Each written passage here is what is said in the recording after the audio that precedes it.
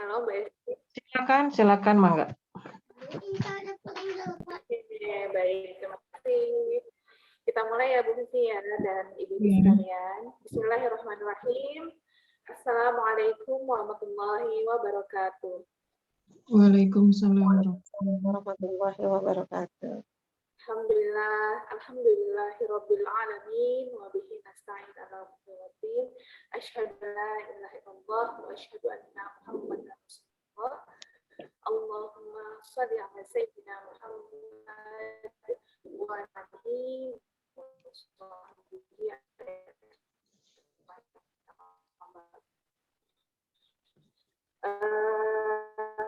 Parents dari kelas Hikari ya, Masya Allah, alhamdulillah pada sore hari ini Allah mempertemukan kita lagi ya dalam Hikari Parenting School. Ini suara saya kedengeran dari Bu Vivi? Agak delay sedikit tapi kedengeran, Bu. Halo? Kedengeran ya Bu Vivi ya? Ya, kedengeran, ya, soalnya tapi di saya tuh pada diem semua gitu. Kedengeran ya? Oke, alhamdulillah. Kita lanjutkan ya. Di webinar Hikari hari ini, Sabtu 20 November 2021, kita akan belajar bersama dengan Ibu Hesti Wihandini, Sarjana Psikologi. Beliau adalah guru BK SMP Negeri 1 Cileunyi, kemudian Ketua Tim Literasi Sekolah, trainer pengembangan diri remaja, Masya Allah, terus Sekretaris MGBK Rayon 5 Kabupaten Bandung. Ya. Hari ini kita akan belajar banyak dengan memang menjadi sahabat terbaik remaja. Wah, ini tepat sekali nih Bu Hesti ya. Karena ini rata-rata di sini sudah pada punya remaja nih ya. Berarti menjadi orang tua yang sangat ya, menjadi orang tua yang bisa dekat dengan remaja itu sangat menyenangkan ya. Menjadi guru yang bisa dekat dengan murid ya, yang sudah masuk ke masa-masa remaja itu sangat menyenangkan ya. Namun ada hal penting ternyata ya untuk dipahami oleh orang tua atau oleh guru ya, agar jalinan komunikasi ya dan interaksi dengan remaja berlangsung dengan sangat menyenangkan. Itu ada hal-hal yang perlu kita pahami ya, ada hal-hal yang perlu kita pelajari. Nah, sore hari ini kita belajar bersama Bu Hesti langsung ya. Sebelum saya lempar ke Bu Hesti, kita baca basmalah dulu untuk membuka keberkahan acara webinar kita di sore hari ini. Bismillahirrahmanirrahim. Kepada Bu Hesti, saya persilakan. Ya, terima kasih Mbak Putri. Ya, bismillahirrahmanirrahim. Assalamualaikum warahmatullahi wabarakatuh. Sebelumnya cek sound dulu, suara saya kedengar jelas? Jelas. Ya, itu apa videonya miring? Videonya miring ke atas ya? Miring ke samping? Iya. Ya, miring nggak, Pi? Lagi dicas kayaknya nih ya, Bu Hesti. Miring nggak? Udah normal? Normal nggak? Udah. Oh iya. Sudah normal. Nah, ya. Cuma wajah Ibu belum kelihatan, kurang turun. Oh, udah. Ya, alhamdulillah. Okay. Ya, alhamdulillah di sore hari ini alhamdulillah Allah memberikan kita kesempatan untuk bertemu ya sama-sama. Sebetulnya posisi saya di sini bukan sebagai pemateri ya, di dalam kondisi apapun, misalnya ketika saya diberikan kesempatan untuk sharing materi, posisinya saya juga sama-sama belajar gitu ya. Karena kebetulan juga sama punya anak remaja dan namanya menjadi orang tua itu kan tidak ada sekolahnya. Kita sama-sama belajar, sama-sama sharing, sama-sama menggali ilmu, insya Allah mudah-mudahan bisa bermanfaat untuk kita semua. Sebelumnya saya ucapkan terima kasih nih untuk sahabat saya, saudara saya, ini Vivi itu adalah teman terdekat saya ketika kuliah. Kami sama-sama kuliah waktu sarjana, saya menempuh sarjana S1 di psikologi UI itu sekelas sama Vivi gitu ya. Cuma setelah lulus kuliah, Vivi lanjut ke Jepang ya, kuliah di Jepang mengikuti suaminya juga yang kuliah dan bekerja di sana. Dan nggak ada pamit pisah tuh belasan tahun kita nggak pernah ketemu. Baru 2 tahun ini ya, Vi, ya, kalau nggak salah kita ketemu ya? Iya. Heeh, Mm-mm. ya alhamdulillah, rasa persaudaraannya itu justru makin makin erat ya, dengan kondisi walaupun kita udah lama banget nggak ketemu, sampai anak saya itu bilang, "Ih, ingin suatu saat, pengen punya teman-teman kayak Umi," gitu ya, bisa terus, apa ya, tetap bersahabat gitu sampai udah istilahnya udah tua gitu ya, sampai puluhan tahun tuh masih tetap sama, gitu. Ya insyaallah pada sore hari ini kita akan sharing ya, membicarakan satu tema yang tidak akan pernah habis untuk dibicarakan, apalagi kaitannya dengan remaja. Alhamdulillah Allah memberikan saya kesempatan, kalau Vivi mungkin ngambil jalur jadi dosen, saya jadi guru gitu. Sebetulnya awal mulanya itu ketika saya kuliah tingkat berapa ya, tingkat 3 kalau tidak salah. Itu kan ngekos, Vivi tahulah kondisinya. Orang tua memberikan uang bulanan itu kan kadang tanggal hari ke-10 tuh sudah habis gitu. Gimana nih caranya bisa bertahan hidup? Akhirnya saya bekerja saat itu. Jadi ketika kuliah saya bekerja jadi guru BK dan lama-lama nggak tahu kenapa jadi cinta gitu dengan profesi itu dan kebetulan memang ditempatkan jadi guru BK, interaksinya dengan remaja terus. Itu tahun berapa ya? Pertama kali jadi guru BK itu kalau tidak salah tahun 99. 99 berarti sampai hari ini udah berapa tahun gitu ya. Nah, terkait dengan masalah remaja ini memang bagi orang tua adalah satu tahap perkembangan yang bisa dibilang tantangannya mungkin ya, mungkin lebih besar dibandingkan, tahap-tahap perkembangan, anak-anak usia lainnya. Walaupun memang setiap tahap perkembangan itu punya tantangan masing-masing. Tapi kalau saya lihat tantangan di zaman sekarang dibandingkan dengan kita mungkin waktu masih remaja, itu zaman sekarang tuh orang tua butuh percepatan lebih gitu untuk bisa beradaptasi dengan perkembangan remaja, ya. Mungkin, mbak-mbak yang ada di sini pernah merasakan dulu ya masa remaja kita main sampai jam 5 sore juga lingkungan sekitar tuh aman buat kita. Tapi untuk anak-anak kita sekarang, jam 5 sore anak keluar rumah, belum pulang itu pasti khawatirnya udah luar biasa. Apalagi kalau anak-anak itu kita kirim pesan via WhatsApp, kita telepon nggak dijawab-jawab, itu pikirannya udah kemana-mana gitu ya, udah panik. Karena memang kebanyakan anak sekarang tuh paling males ya, paling males untuk balas WA orang tua, paling males gitu ngangkat telepon dari orang tua gitu. Jadi memang perkembangan yang ada sekarang itu menuntut orang tua untuk lebih waspada, untuk lebih cepat banyak belajar, menghadapi setiap perubahan yang ada, ya. Nah, makanya di sini penting sekali, bagi orang tua bagaimana bisa menempatkan dirinya, mengambil posisi sebagai sahabat bagi remaja. Karena remaja itu kan, sebetulnya apa ya, kalau banyak banyak banyak hal yang bilang konsep remaja itu sebetulnya nggak ada, cuman ya kita berbicara remaja secara umum, memang pendekatannya nggak bisa gitu ya, nggak bisa strict, nggak bisa keras, harus tarik ulur, ada kalanya kita tegas, ada kalanya kita lunak. Nah ini, itulah remaja. Mangga Vi di, slide berikutnya. Nah, remaja adalah masa yang istimewa ya. Remaja adalah masa istimewa ya seperti tadi yang saya katakan di awal, karena memang masa remaja ini, banyak perubahan-perubahan yang drastis yang dialami oleh seorang manusia ya, bukan hanya secara fisik, tapi juga psikis, emosional. Ditambah lagi dengan percepatan teknologi yang ada sekarang menuntut orang tua dan remaja untuk lebih cepat beradaptasi. Berikutnya, Vi. Lanjut, Vi. Nah, kenapa masa remaja ini menjadi suatu masa yang krusial? Pertama, karena masa remaja adalah masa pencarian identitas diri. Ya, makanya anak-anak kita, para remaja kita di masa ini biasanya mereka mengalami semacam kegamangan ya, harus seperti apa. Contohnya gini, saya banyak menangani kasus di sekolah ya, anak-anak sekarang itu kondisinya adalah mereka seperti orang-orang yang bukan kehilangan arah ya, anak-anak yang cepat tumbuh dan berkembang ya, sehingga kadang yang kita lihat secara fisik saja misalnya mereka anak-anak yang, katakan kelihatannya kecil gitu ya, kelas 7 nih, pernah saya menangani masalah di kelas 7. Jangan dikira anak-anak sekarang walaupun secara penampakan mereka secara fisik kecil, mereka itu mungkin secara pemikiran, bukan pemikiran ya, secara pengetahuan mereka tentang sesuatu itu mungkin mungkin lebih lebih banyak daripada kita. Jadi banyak anak-anak yang ketika mengalami satu kondisi adanya perubahan itu mereka bingung harus seperti apa, ya. Kemarin ada suatu kasus yang terjadi ya. Jadi anak-anak itu membuat grup di WA grup dan itu tanpa pengawasan orang tua, ya.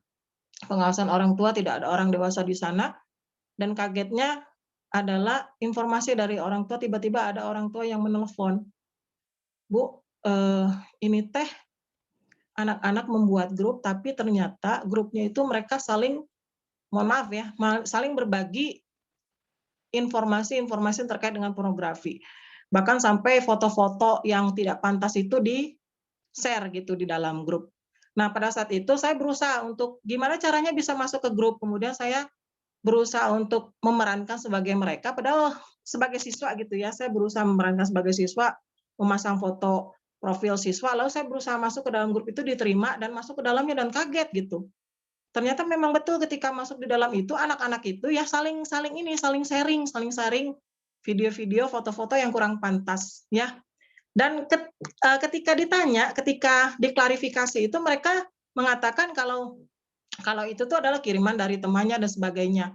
Dan pada akhirnya dibubarkan oleh saya satu persatu, anak-anak keluar dari grup itu, dan orang tua mengalami semacam kekagetan, oh kenapa kejadian seperti ini bisa terjadi. Jadi memang anak-anak itu merasa ketika mereka sudah remaja gitu, mereka tuh nggak mau diatur oleh orang yang orang dewasa gitu, makanya orang tua sulit untuk mengatur anak-anak gitu ya.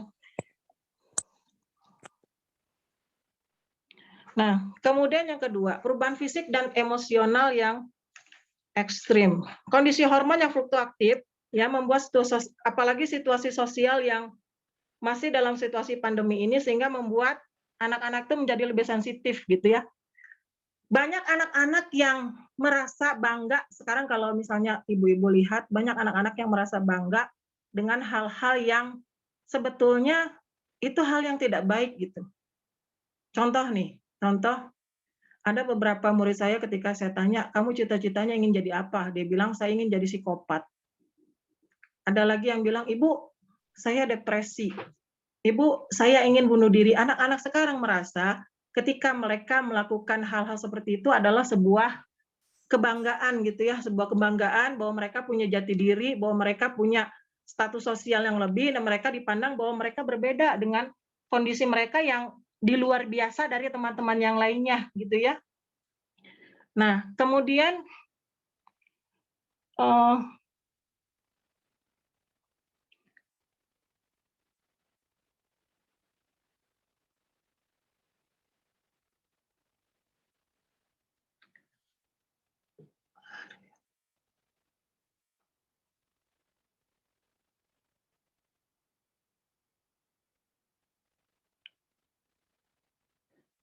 halo?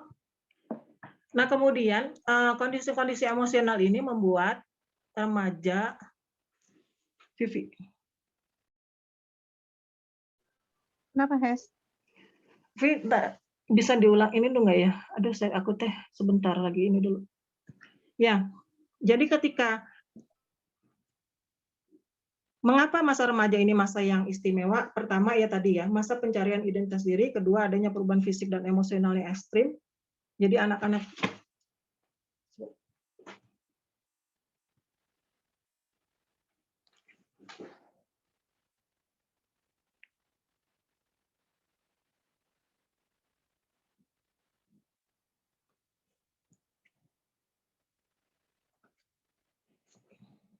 adanya perubahan fisik emosional yang ekstrim. Jadi anak-anak itu karena secara hormonal ya mereka mengalami perubahan fisik, adanya pertumbuhan. Jadi pertumbuhan fisik yang tiba-tiba sangat ekstrim dan secara kedewasaan mental mereka tidak siap ya.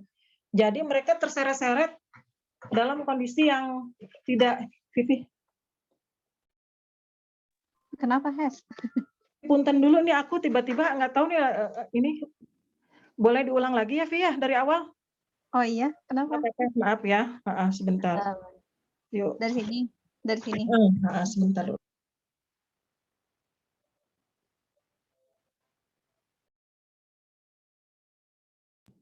Ya. Bismillahirrahmanirrahim. Assalamualaikum warahmatullahi wabarakatuh. Ya, alhamdulillah ya pada kesempatan kali ini kita bisa dipertemukan kembali ya untuk sama-sama sharing tentang permasalahan terkait dengan remaja.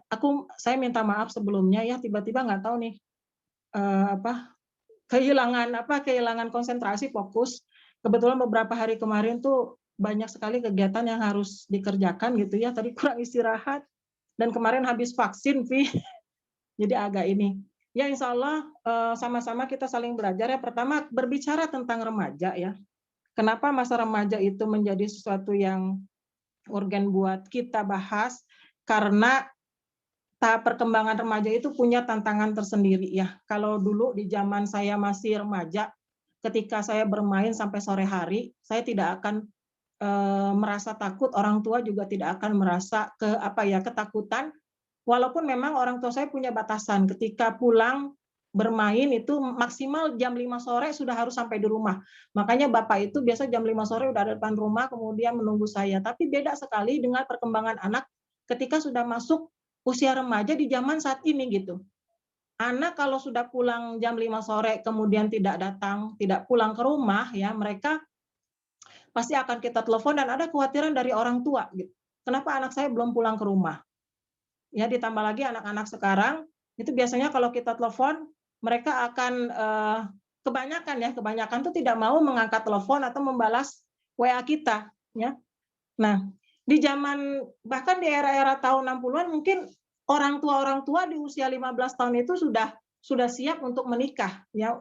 Sudah siap untuk menikah baik secara fisik, mental, kedewasaan dan mereka bisa menghadapi permasalahan-permasalahan rumah tangga itu dengan dewasa gitu. Beda dengan anak-anak sekarang, anak-anak usia 15 tahun kalau kita lihat mereka masih masih harus kita ingatkan untuk sholat, harus kita bangunkan ketika mereka tidur, harus kita ingatkan untuk membereskan rumahnya dan sebagainya. Beda dengan anak-anak di era 60-an dan sebagainya gitu. Kenapa bisa seperti itu? Salah satunya penyebabnya adalah karena faktor orang tua saat ini lebih fokus kepada perkembangan fisik anak-anak. Anak-anak memang sehat, anak-anak memang diberikan gizi yang cukup, tapi kurang fokus terhadap pendidikan kedewasaan mental mereka.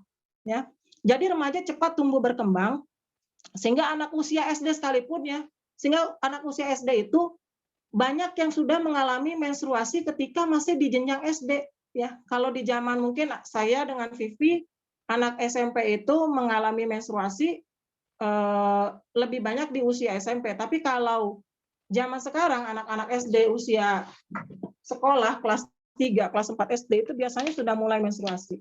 Ini karena apa? Orang tua sudah mulai fokus kepada pertumbuhan gizi, tapi terkadang kelemahannya adalah mereka belum siap untuk mendidik anak untuk dewasa secara mental, gitu ya. Cepat mengalami pubertas tapi tidak diimbangi dengan kedewasaan mental. Contohnya ini banyak sekali kasus-kasus terjadi di lapangan ya. Contohnya saya di sekolah, kebetulan karena guru BK di sekolah ya sudah banyak sekali menangani kasus-kasus anak. Banyak anak-anak yang secara usia katakan masih kelas 7 SMP saja, mereka tuh sudah mengenal kode-kode khusus dalam hal yang mungkin itu sangat-sangat tidak pantas gitu ya. Misalnya, semisal mereka tahu apa itu ML, mereka tahu bagaimana menggunakan kontrasepsi. Saya pernah menangani satu kasus. Jadi saya dapat laporan dari seorang anak, Bu Hesti, ini tolong di kelas saya, katakan Asep ya, Asep tuh sedang nonton video porno, Bu. Ya, akhirnya saya diam-diam ke kelas, masuk ke dalam kelas gitu ya, kemudian melihat si anak secara diam-diam, saya sentuh bahunya. Dan saya kaget ketika saya melihat si anak itu sedang husu di bawah mejanya itu dia sedang menonton film ya. Kemudian saya rangkul, saya bilang, Sep, ayo ikut ibu ke ruang BK.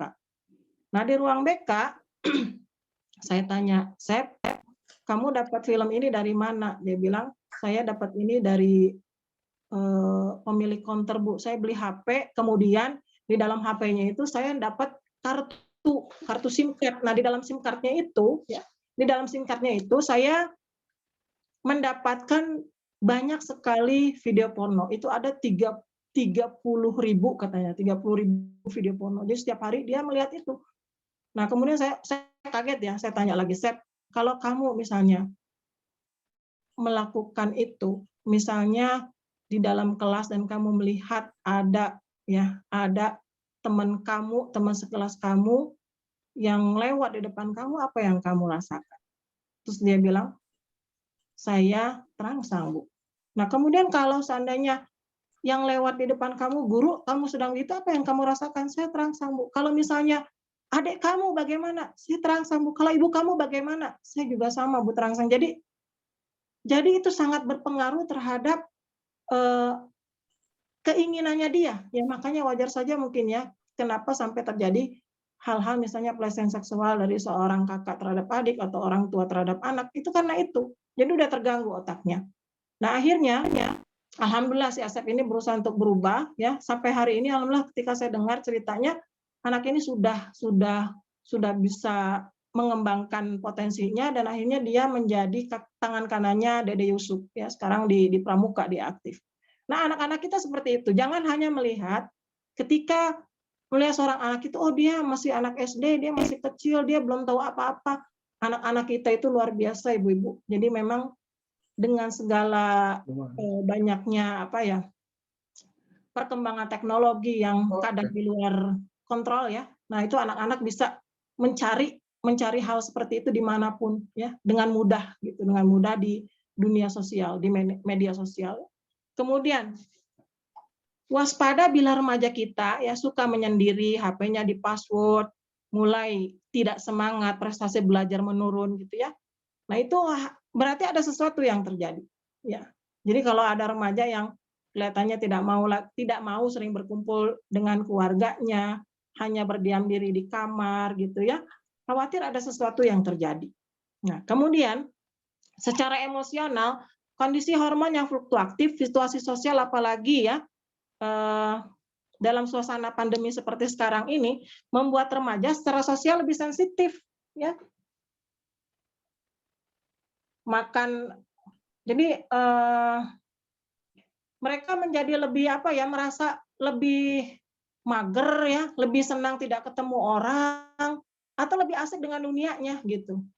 Sebetulnya kalau saya lihat kenapa Allah memberikan ujian berupa pandemi ini adalah supaya apa? Supaya mengembalikan fungsi pengasuhan itu kepada orang tua, kepada keluarga ya, kepada orang tua. Allah tuh menarik secara paksa gitu sebetulnya hikmahnya supaya apa? Orang tua memegang kendali pengasuhan karena selama ini sekolah itu lebih banyak berkontribusi terhadap pengasuhan anak gitu. Ini selama PTM, kebetulan PTM sudah berjalan selama 3 bulan yang saya rasakan gitu ya. Mungkin guru-guru rasakan di sini yang dibenahi sekarang itu lebih kepada akhlak anak dulu gitu, motivasi belajarnya gitu. Ini berat sekali boro-boro istilahnya mengejar ketertinggalan akademik ya, akademik dan sebagainya. Jadi membenahi emosi anak, semangat anak ya, akhlak anak itu tuh udah luar biasa menyita waktu. Jadi memang kenyataannya banyak orang tua yang memang lebih banyak menyerahkan masalah pendidikan itu adalah kepada sekolah ya, yang membuat mereka tuh merasa anak-anak itu tumbuh dengan kondisi yang tidak ada hal yang positif gitu loh untuk mereka ya. Nah, lalu nih anak-anak juga di masa ini ya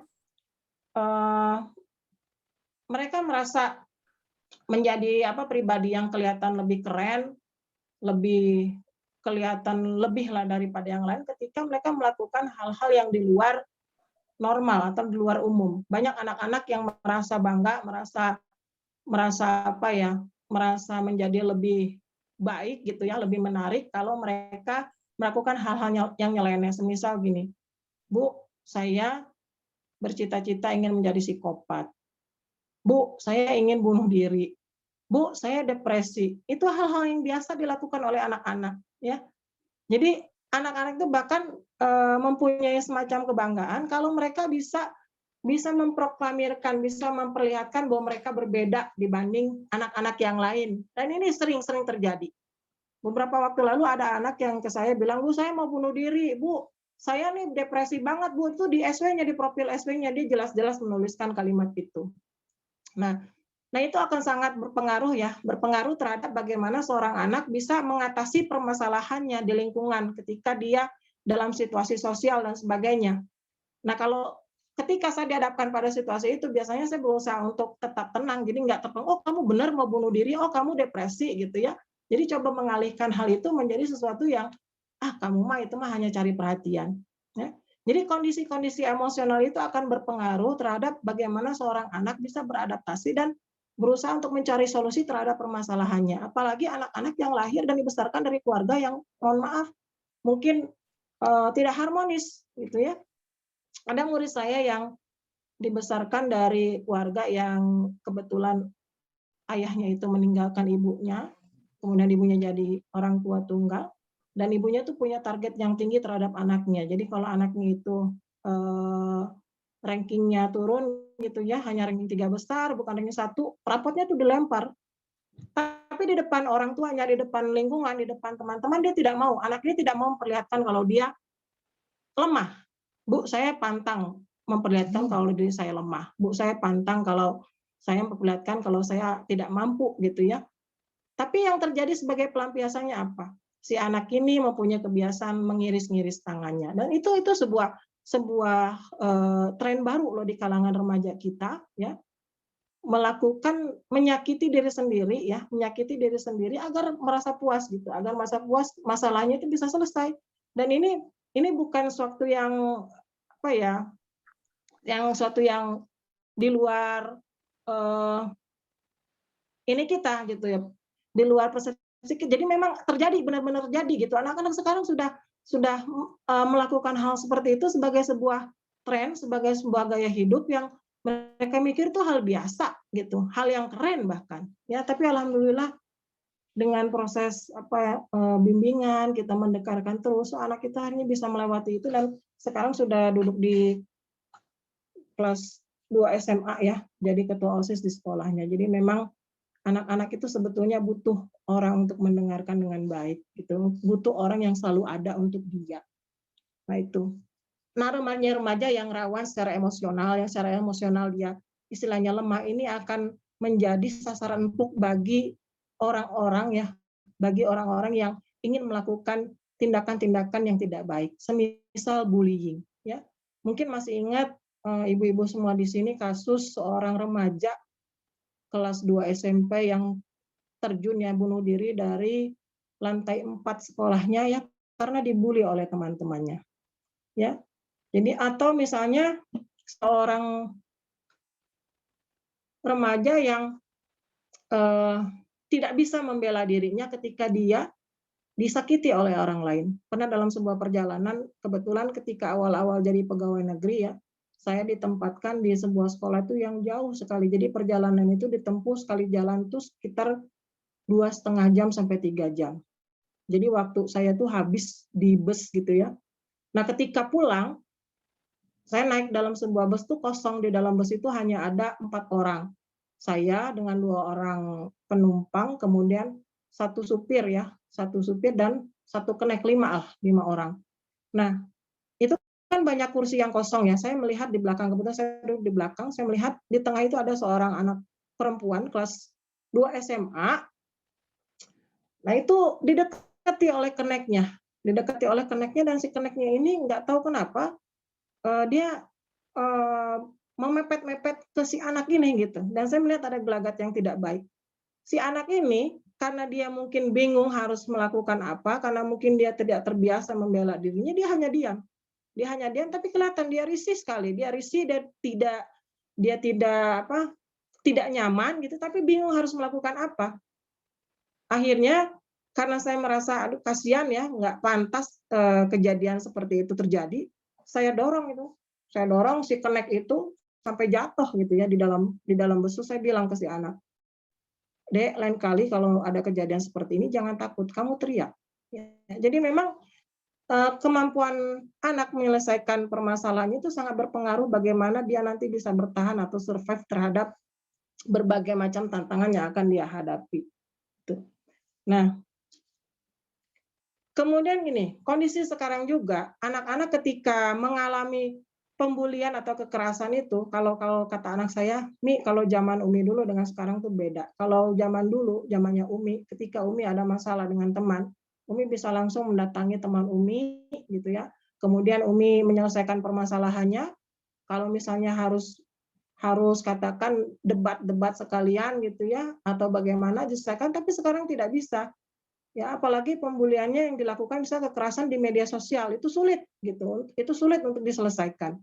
Jadi tantangan anak-anak sekarang ini luar biasa ya, mereka mengalami banyak sekali hal-hal yang membutuhkan ketangguhan dalam diri mereka. Nah, kemudian yang ketiga, rasa ingin tahu yang besar. Rasa ingin tahu yang besar bahkan untuk hal-hal yang sensitif ya. Misalnya gini, anak-anak sekarang itu nggak malu untuk menanyakan, contoh mudah aja. Bu, apakah kalau kita pacaran gitu ya, kalau kita pacaran kemudian melakukan katakan kissing ya, ciuman, apakah itu bisa menyebabkan kehamilan? Nah, gitu. Nah, hal-hal sensitif seperti ini biasanya tuh remaja malu menanyakan ke orang tua mereka, gitu ya. Dan biasanya kalau saya ditanyakan seperti itu oleh anak-anak, saya jawab tidak bisa. Tapi kalau kamu sampai melakukan itu, bisa saja terjadi kehamilan. Nah, akan menjadi satu kesalahan fatal kalau seandainya kondisi ini ya diselesaikan oleh anak-anak kita dengan cara mencari ya informasi itu dengan sendiri gitu, atau melalui temannya, teman sebaya misalnya ya. Nah, bisa saja dia memberikan solusi yang tidak tepat. Nah, ini bahaya sekali gitu. Makanya di sini peran orang tua itu sangat sangat urgen sekali untuk bisa mendampingi para remaja supaya mereka bisa tetap aman, bisa tetap tumbuh dalam lingkungan yang positif. Slide berikutnya, Vi. Vi, berikutnya, Vi, slide-nya. Nah, mengapa orang tua harus dekat dengan remaja? Pertama, membantu anak melewati tantangan. Tantangan hidup sekarang jauh lebih berat dibandingkan tahun-tahun sebelumnya. Dan kita sebagai orang tua tidak bisa selamanya berada di sisi anak-anak kita. Ya kan Ibu-ibu ya? Kita nggak pernah tahu sampai kapan batas usia kita di dunia ini. Sampai kapan Allah memberikan kita kesempatan untuk berada di samping anak-anak kita. Gitu ya. Nah, oleh karenanya, ya anak-anak tuh harus diajarkan untuk bisa survive. Nah, sekarang kondisinya adalah anak-anak kita itu lebih cepat baliknya dibandingkan kedewasaan mentalnya atau akilnya. Orang tua itu kebanyakan lebih fokus terhadap perkembangan fisik, ya. Anak-anak diberikan gizi yang baik, sekolah, fasilitas pendidikan yang baik, tapi kurang fokus dalam usaha untuk meningkatkan kedewasaan mental. Ya. Zaid bin Sabit di usia 15 tahun dia sudah bisa menjadi tentara Rasulullah dan ikut berperang. Gitu ya. Tapi di tahun sekarang anak 15 tahun itu kalau kita lihat kan belum bisa melakukan banyak hal gitu. Nah, di kondisi seperti ini ya, orang tua harus belajar untuk membiasakan remaja itu bisa menyelesaikan masalah, bisa mandiri, bisa tega ya untuk membuat remaja itu berani menghadapi kondisi-kondisi yang tidak menyenangkan, bukan mengurung remaja di dalam rumah gitu ya, tidak boleh kemana-mana karena kita takut nanti kamu kalau keluar rumah nanti gimana-gimana gitu kan, nanti kamu disakiti oleh teman kamu, nanti kamu misalnya ditipu orang dan sebagainya. Tapi justru membuat remaja itu ya untuk bisa mempunyai cara sendiri untuk menjaga dirinya itu harus bagaimana gitu. Sehingga nanti tidak akan ada lagi korban-korban atau sosok mahasiswa kayak misalkan mahasiswa ITB yang bunuh diri gara-gara tidak bisa menyelesaikan skripsi gitu ya. Atau tidak ada lagi misalkan anak-anak yang menjadi korban pelecehan gitu kan. Atau tidak akan ada lagi anak-anak yang langsung memutuskan untuk tidak mau sekolah atau mogok sekolah karena misalnya diajak oleh temannya. Ada titik di mana orang tua itu memang harus tega ya, harus tega melepas anak ke dunia sosial yang memang itu penuh tantangan dan kenyataan hidupnya seperti itu gitu. Sehingga nanti ketika mereka dewasa, mereka akan lebih lebih nyaman, lebih bisa survive ketika di dunia kerja sekalipun mereka bisa bertanggung jawab terhadap pekerjaannya. Jadi itu. Yang kedua adalah ketika anak-anak sudah bisa melewati tantangan-tantangan hidupnya, mereka pasti akan menjadi lebih percaya diri. Ya, kemudian sehingga mereka menjadi orang dewasa dan mencegah anak-anak berperilaku yang tidak baik. Minum dulu, Hes. Minum. Iya, enggak ini.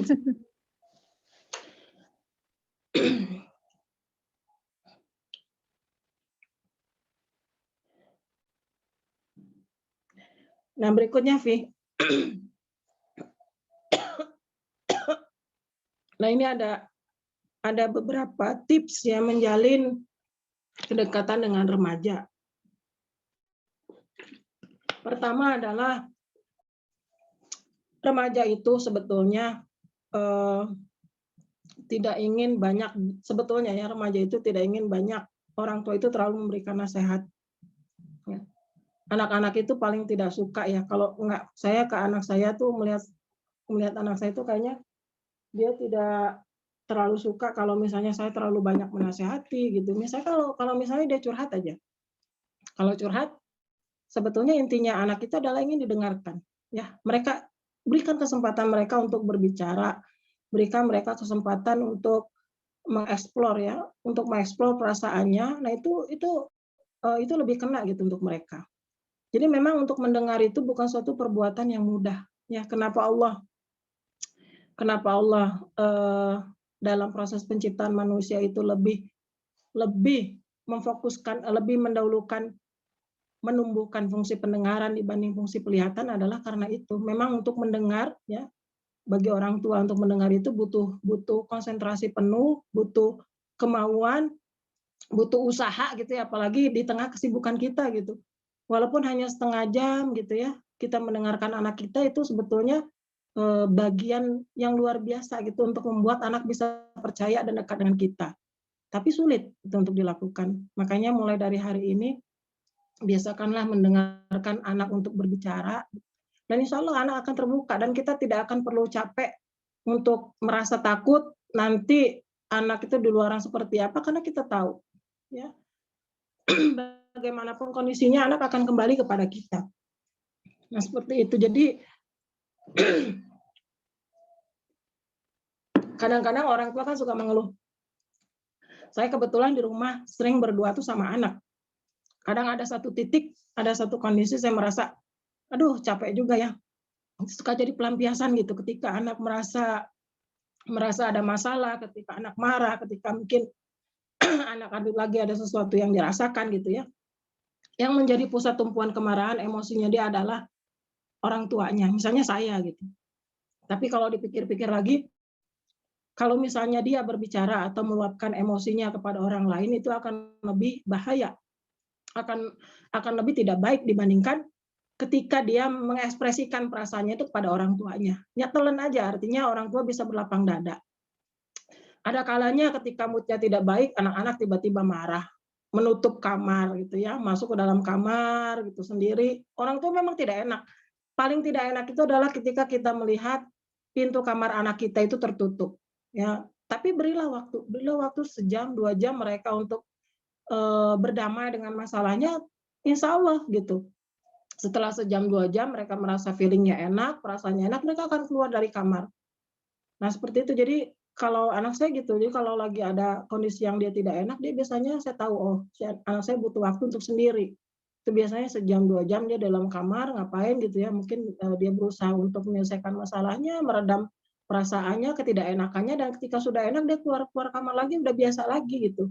Cuma kadang kita suka nggak sabar, nih utamanya suami saya kadang suka nggak sabar gitu kan, melihat anak seperti itu, digedor-gedor pintu, Iza, kamu kenapa? Itu kadang justru makin membuat anak itu merasa tidak nyaman, gitu ya. Jadi kalau kita memberikan anak kesempatan lah untuk bisa ada waktu untuk dirinya sendiri, gitu, insya Allah dia juga akan bisa berdamai dengan masalahnya. Intinya adalah sebetulnya benang merahnya anak-anak itu hanya ingin didengarkan, menjadi pendengar yang baik dengan seluruh fokus kita ya. Artinya kita bukan hanya sekedar mendengar, tapi juga merespon dengan baik. Anak-anak itu kalau kita lagi mendengarkan tapi kita nggak fokus, itu biasanya mereka nggak akan mau cerita lagi. Jadi saat mendengar tuh usahakan kita memang butuh sedikit waktu ya memfokuskan hanya untuk dirinya saja gitu. Semua fokus kita, body image kita, ya konsentrasi kita, respon kita itu fokus kepada anak. Jadi dengarkan anak. Insya Allah para remaja kita akan merasa dekat dengan kita. Kemudian yang kedua, hargai privasinya. Anak-anak remaja walaupun dalam pandangan kita adalah masih anak-anak, tapi mereka adalah sebuah pribadi yang berusaha untuk menunjukkan bahwa mereka adalah pribadi yang memang harus dihargai. Mereka adalah pribadi yang ada. Hal-hal kecil semisal mengatur kamar tidur gitu ya, meja dan sebagainya, walaupun berantakan itu adalah privasi mereka. Jangan sampai gini, melihat kamar berantakan, meja berantakan, terus kita merasa kayaknya saya layak ini membereskan meja anak saya. Nah itu biasanya anak akan marah, gitu, akan marah luar biasa. Apalagi misalnya mengacak-ngacak gitu ya lemarinya, meminjam barangnya tanpa izinnya dia. Atau yang mungkin yang paling menyebalkan bagi anak adalah ketika orang tua ikut campur dalam urusan pribadinya dan itu ada kaitannya dengan teman-temannya. Ya, semisal kita tahu nih anak kita masuk dalam sebuah grup ya, grup WA. Kemudian kita tahu misalnya anak kita sedang mungkin disakiti oleh orang lain. Kita kan ingin ngebela ya, ingin membela pastinya ada keinginan seperti itu. Lalu tanpa sadar kita memberikan komentar ya. Sebetulnya maksudnya baik, kita ingin meluruskan masalah, ingin menyelesaikan masalah, ingin membantu anak untuk menyelesaikan masalah, tapi yang terjadi adalah justru anak merasa malu di hadapan teman-temannya. Ya, nah ini juga hal yang harus benar-benar dijaga oleh orang tua agar apa? Agar anak tetap merasa bahwa orang tua itu menghargai dirinya secara utuh, ya, menghargai privasinya. Nah ini yang harus kita hati-hati sekali dalam bertindak terhadap anak-anak. Karena kalau sudah seperti itu biasanya kalau kita terlalu banyak masuk ke dalam privasi anak, selain anak tidak percaya, anak juga pada akhirnya bisa jadi sangat tergantung ke kita atau dia bodoh amat gitu. Nak, kamu nanti mau kuliah di mana? Terserah aja sama mama. Nak, kamu mau sekolah di mana? Terserah aja. Nah, gitu pada akhirnya. Ya, jadi usahakan ada batas di mana anak mempunyai kebebasan untuk mengatur dirinya sendiri. Walaupun mungkin kita harus menahan diri untuk sabar gitu ya, sabar. Oh, lihat kamar masih berantakan, udahlah itu mah tanggung jawab anak kita gitu ya. Lalu yang ketiga, pahami perubahan mood dengan bijak. Ada kalanya anak-anak itu kan apalagi remaja mengalami perubahan mood yang drastis. Pagi ini dia gembira, tiba-tiba siang dia marah-marah, lalu tiba-tiba dia nangis, itu nggak terduga gitu. Kadang membuat kita tuh kesel gitu.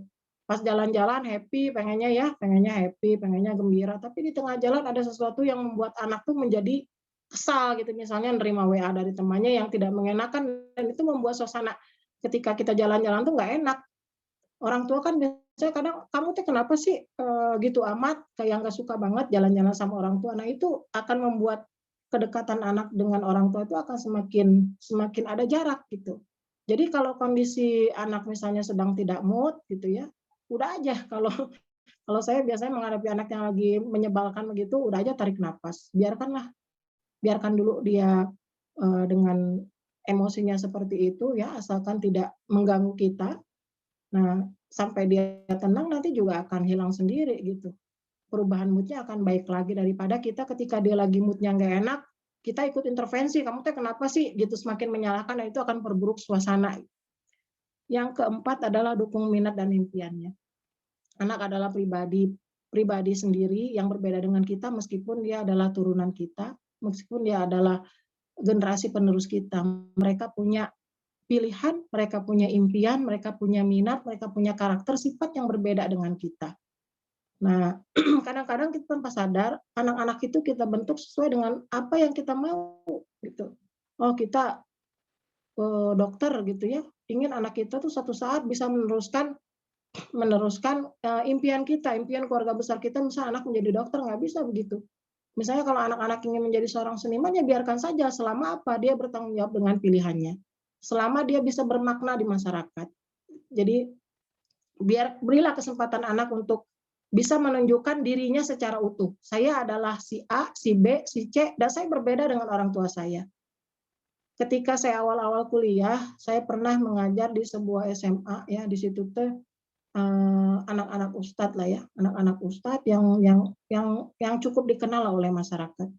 Banyak anak-anak tuh mengeluh ke saya, Bu, saya tidak mau orang-orang itu memandang saya, lingkungan memandang saya karena saya anak si A, anak ustadz A, saya anak Prof B misalnya. Saya adalah saya berbeda dengan orang tua saya, dan saya ingin lingkungan masyarakat itu memandang saya sebagai saya secara utuh, bukanlah orang tua saya gitu. Jadi berusahalah untuk mendukung minat dan bakat anak sesuai dengan impiannya masing-masing ya. Karena kalau tidak ini akan jadi bom waktu suatu saat. Bisa jadi anak itu akan merasa ada keterpaksaan, dan pada akhirnya ada satu titik dia akan mengambil sikap memberontak. Nah, ini tidak akan menimbulkan hal yang baik ya dalam hubungan antara orang tua dengan anak. Kemudian yang terakhir, hargai hasil kerjanya. Sejelek apapun sejelek apapun hal yang dilakukan oleh anak, pekerjaan yang dilakukan oleh anak dihargai. Misalnya gini, ketika remaja kan kita sudah mungkin ya sudah memberikan pembagian tugas kepada anak-anak, kamu bagian misalnya membereskan rumah, kamu bagian memasak dan sebagainya. Itu biasanya remaja. Kalau orang tua sudah mengintervensi, katakan gini, kamu bagian masak, tapi ketika di tengah-tengah misalnya dia lagi ngocok telur ya, telurnya tuh nggak ngembang-ngembang nih, orang tua mungkin gregetan, ini tuh udah 10 menit kamu ngocoknya masih gitu-gitu aja sih, kok nggak ngembang-ngembang, lalu kita ambil alih. Itu biasanya remaja udah males, udah nggak mau bantuin lagi lain kali, males, habisnya Umi nggak percaya gitu ya, saya ngocok tapi diambil alih gitu. Atau ketika kita kasih tugas untuk membereskan rumah, gregetan gitu ya, sampai jam 8 siang misalnya kok belum beres-beresin rumah aja gitu. Nah, kemudian orang tua mengambil alih, gitu, langsung menyapu, gitu, ngepel, itu juga akan menimbulkan ketidakinginan lagi anak untuk membantu kita. Udah aja lah, males ngebantu. Habisnya nggak sabaran, gitu, nggak nunggu dulu, itu kan tugas aku, gitu. Ya, jadi hargailah privasi anak sekecil apapun ya, kontribusi yang dia berikan. Nah, ketika seorang anak sudah bisa menemukan kenyamanan dengan dirinya, ya, kenyamanan dengan dirinya, dia merasa aman, secure gitu ya, ketika berinteraksi dengan orang tuanya, merasa dekat.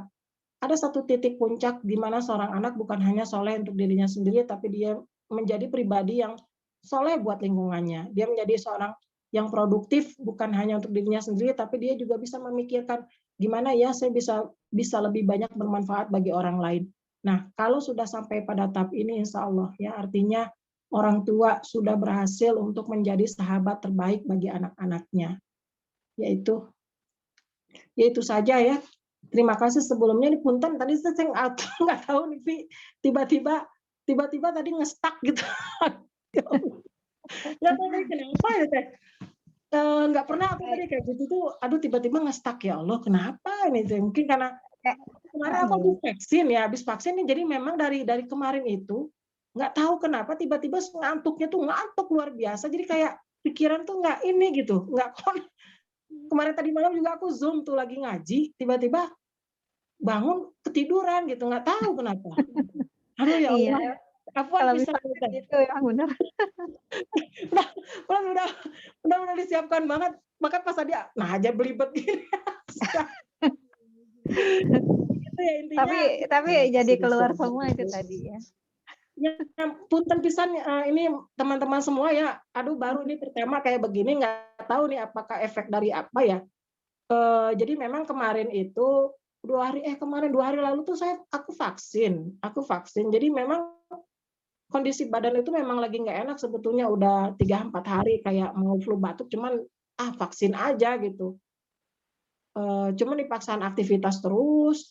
Nah kemarin itu sempat hujan-hujanan 2,5 jam kan, nebeng mobil temen mogok gitu, nggak makan siang, aku tuh nggak makan siang. Jadi memang kayak orang apa gitu. Walaupun terpisahnya seperti itulah. Ya mudah-mudahan ada manfaatnya walaupun rada belibet gitu. Aduh aku pisan gitu. Ya insya Allah mudah-mudahan ada manfaatnya untuk teman-teman semua ya. Kondisinya seperti itu ya para remaja kita. Saya ingin menceritakan banyak hal sebetulnya ya, kasus-kasus yang ada di sekolah itu luar biasa, Vi, luar biasa. Kasus-kasus yang mungkin dalam pikiran kita ya, apalagi ibu-ibu mungkin yang sekolahnya anaknya swasta, nggak tahu sih ada nggak sih mengalami hal kayak gini, tapi di negeri itu banyak sekali. Cuma kayaknya sih hampir merata ya kalau kasus-kasus yang ada itu. Jadi luar biasa kasus-kasus anak sekarang itu bukan hanya sekedar masalah narkoba ya, bukan hanya sekedar masalah anak-anak itu katakan kehamilan di luar nikah ya, atau masalah merokok. Itu luar biasa hal-hal yang aduh ya Allah, kok anak-anak sekarang nggak nyangka ya masih usia segini sudah melakukan hal kayak begini gitu ya, masih usia segini kok udah bisa begini gitu. Nah itu tantangan besar lah bagi orang tua untuk bisa mendampingi remaja agar bisa melewati masa remaja ini dengan sehat gitu ya, dengan aman, dengan nyaman, dan akhirnya mereka bisa tumbuh menjadi pribadi yang dewasa yang memiliki mental yang kuat. Karena tantangan yang ada di depan itu butuh kemampuan belajar yang cepat, dan juga anak-anak bisa punya keberanian lah untuk menghadapi semuanya dengan hati yang tegar gitu ya, karena memang kondisinya berkali-kali lipat kondisi tantangan yang ada di depan ya. Itu saja mungkin dari saya hari ini, mudah-mudahan ada hal yang bisa didapat. Mangga kalau misalnya mau ada tanya jawab, mungkin langsung tanya jawab aja biar lebih enak ya. Silakan dikembalikan kepada Bu Putri Aulia. Terima kasih banyak Mbak Hesti. Masya Allah, materinya bagus sekali ya. Ini benar-benar daging nih untuk membimbing ya, untuk bisa dekat kepada anak-anak kita yang sudah remaja ya. Masya Allah. Nah, karena memang remaja kita ini ya, saat ini itu tantangannya lebih banyak dari kita ya. Tantangannya tidak hanya sekedar pergaulan, tapi gadget juga ya. Dunia maya mereka lebih hidup ya daripada dunia nyatanya gitu ya. Seperti itu. Nah, baik kepada para peserta IKARI Parenting School, silakan ada yang mau ditanyakan kepada Mbak Desti. Assalamualaikum, mau nanya. Ya, mangga. Assalamualaikum. Kedengaran? Ada pertanyaan. Pertama, anak-anak itu sama ibu, gimana mereka tuh bisa terbuka ya, kan kadang kita meskipun sama orang tua juga gitu, sama guru ya jaim lah, meskipun guru BK itu mulai apa ya, mereka bisa bicara cair gitu, itu tipsnya gimana cara biar mereka tuh bisa bicara jujur, bicara cair, bicara belak-belakan sama ibu, itu gimana caranya gitu.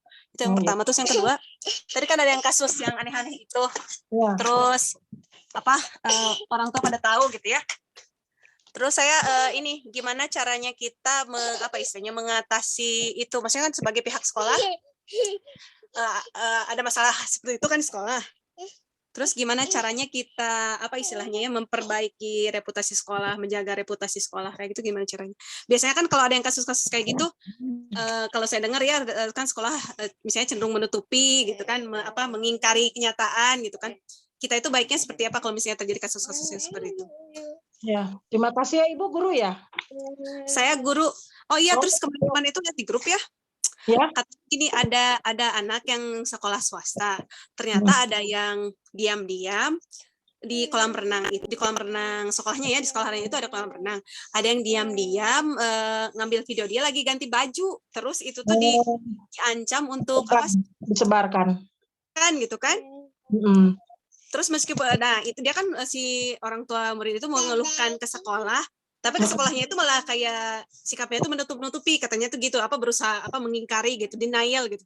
Nah, gimana caranya kalau kita misalnya pihak sekolah nih, ada kasus-kasus yang sekarang mah ya di sekolah mana aja kasus kayak begini, menurut saya sih udah jadi memungkinkan untuk terjadi gitu kan. Kira-kira baiknya sebagai pihak sekolah kita harus bersikap seperti apa?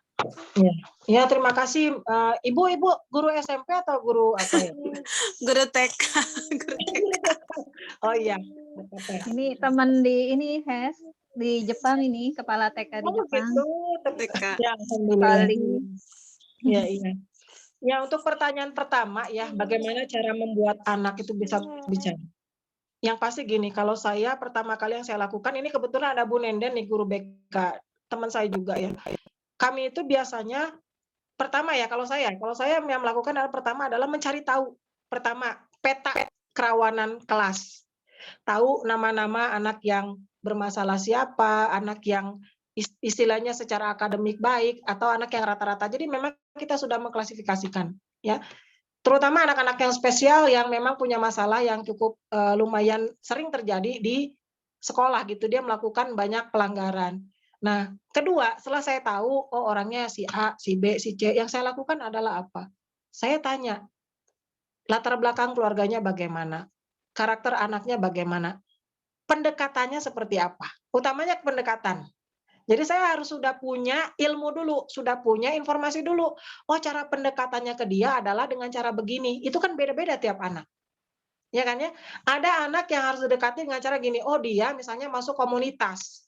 Cara saya mendekatinya berarti saya harus berusaha gimana caranya komunitas itu bisa dekat dengan saya, bisa diakui oleh sekolah dengan hal positif gitu ya.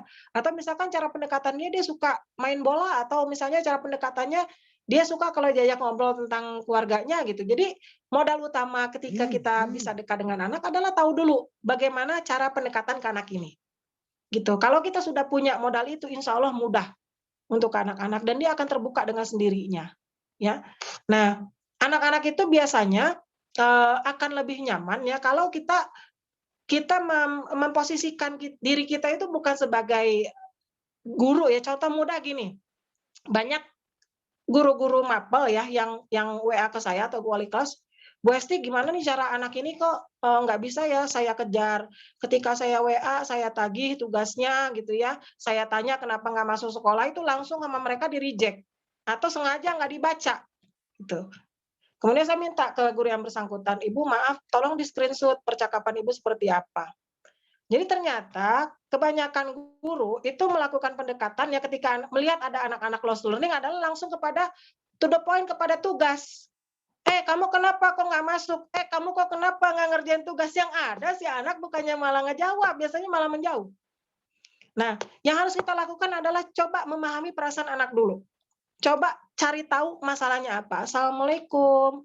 Nah, gimana? Kamu ada kendala nggak di rumah? Apa yang kamu rasakan sekarang? Bla bla bla dan sebagainya. Itu anak akan menjawab panjang lebar. Dan akhirnya dengan ditutup, gimana tugas-tugasnya? Sudah masuk belum? Gitu ya. Jadi memang harus ada triknya, nggak bisa langsung to the point. Memang untuk berproses membuat anak itu bisa bicara. Kadang orang kan pengennya simpel ya. Kamu cerita, ditakut-takuti misalnya, kamu nanti kalau nggak mau ngaku gini-gini bla bla bla, ibu lapor misalnya, nggak bisa.